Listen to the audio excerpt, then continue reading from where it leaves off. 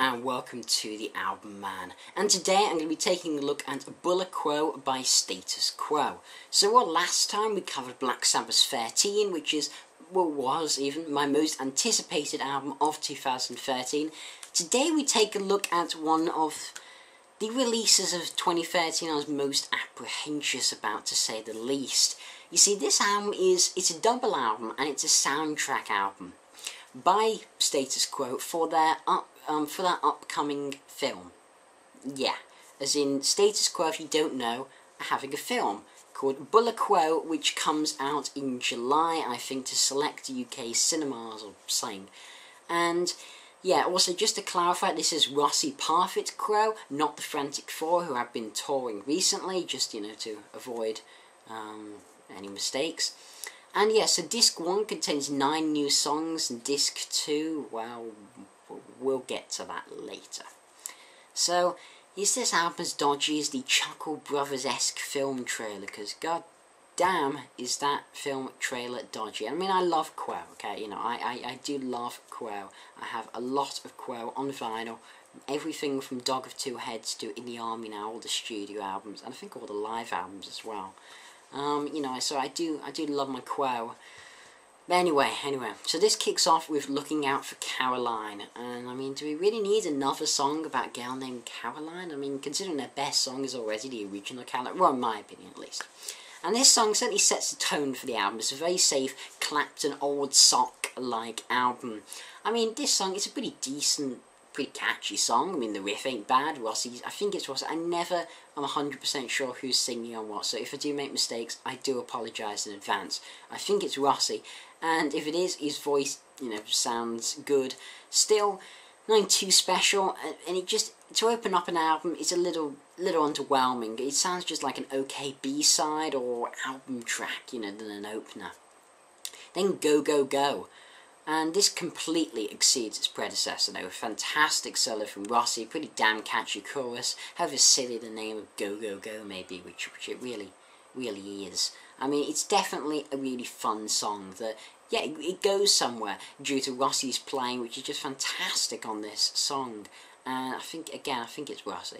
And the piano coming in at the end. I mean, it's a strong song, and it should have been the single, but we'll come to the single a little bit later. Run and Hide. Now, this seems to feature Parfit on lead vocals, basically the one who wasn't singing on the other two. And I think so.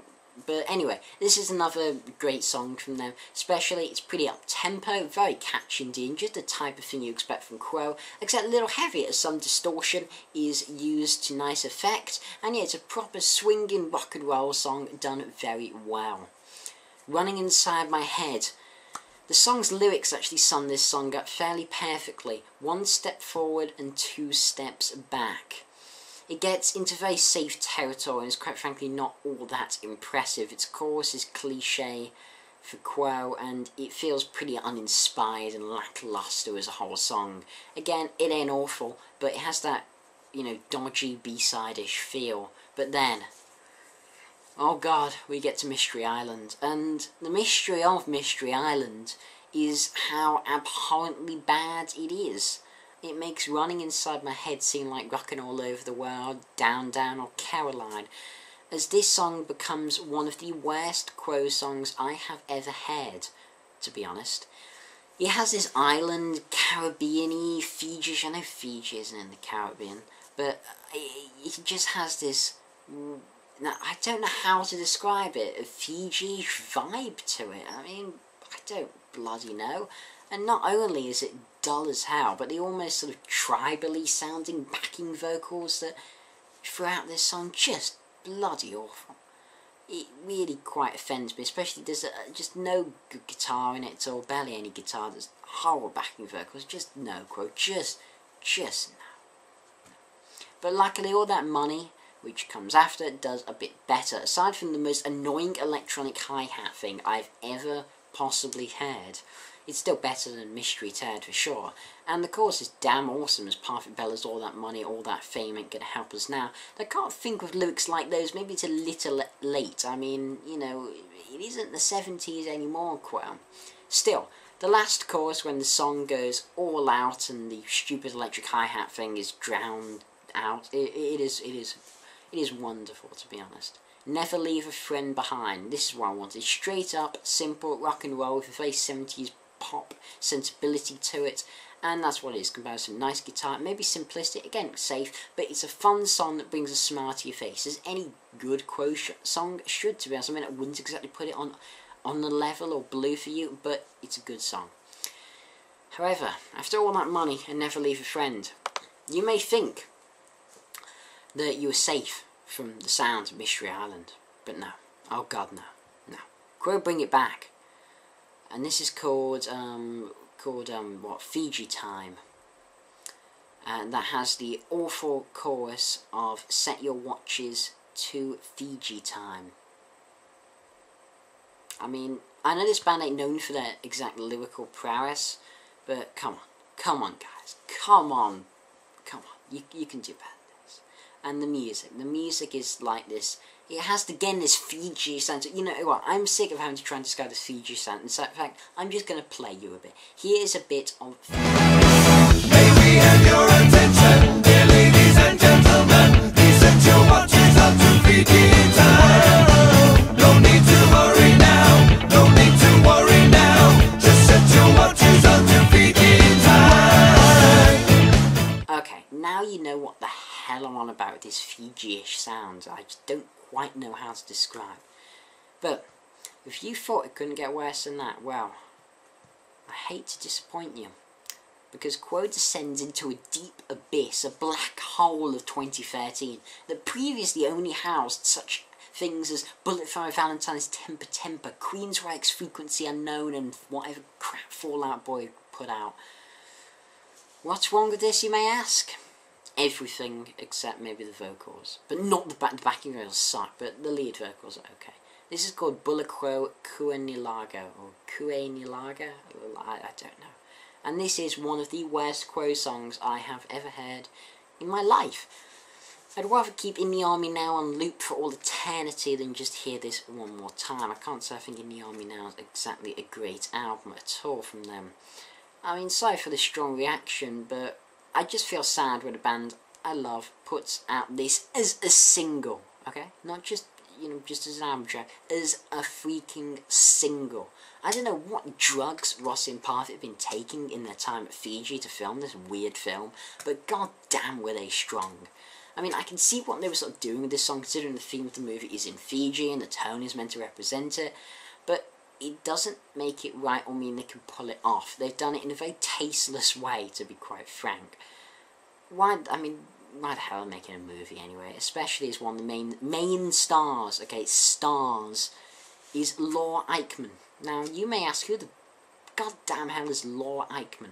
Well, when I first saw her, I thought it was Jasper Cowart's daughter, that girl in The Office, is actually really good in that. In The Office UK, of course. Office US sucks balls, but that's a different video. But no, apparently her most famous role, looking her up on IMDb, is playing Keith Flippin' Lemon's daughter in the Keith Lemon film. No, not daughter. Girlfriend? I think girlfriend. Oh god. Keith Lemon incest wouldn't surprise me. But I think his girlfriend, maybe? I don't know, I haven't seen the film. I'm not going to watch a Keith Lemon film. Anyway, seriously, Quo, please just tell me this is an elaborate troll. Please. Anyway, back to the song with its insufferable backdrop of Kue Nilaga's of the backing vocal. It's just stomach churning. Awful end, I'm afraid to say, to a reasonable disc. However, now we have disc 2, which consists of Living on an Island, Fiji style, Rocking All Over the World, Bula edit, Frozen Hero reality check, and 6 live renditions of classics. So let's start with the new version of Living on an Island. Now, Living on an Island, fantastic Quo classic. I mean, it's on 12 gold bars, fantastic song.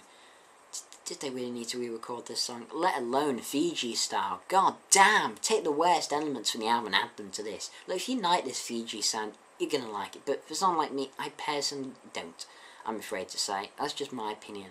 Why, even if you do like this, why they needed to record Living on an Island is beyond me. I can understand it being on the soundtrack.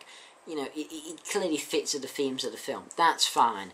but we don't need the Mystery Island vibe, and just, I don't know, you couldn't win either way. If you put the original on, I'd slag you off for that as a one a sec.